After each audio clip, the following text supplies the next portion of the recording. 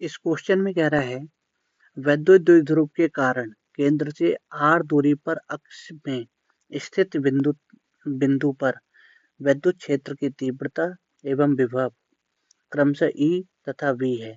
तो E तथा V में संबंध होगा। तो देखो अक्षीय स्थिति में वैद्युत क्षेत्र की तीव्रता क्या होती है? E बराबर 1/4 pi epsilon naught 2p by r cube. और अक्षीय स्थिति में वैद्युत विभव कितनी होती है? 1/4 pi epsilon naught p by r square. Clear?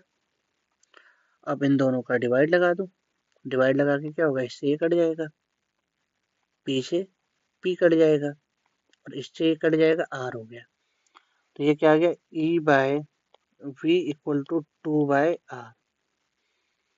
ठीक है, तो E इक्वल टू क्या आ गया? 2b bye r। ऐसा है क्या कहीं पे? E बराबर 2b बाय r। अच्छा, ऑप्शन सी है, E बराबर 2b बाय r।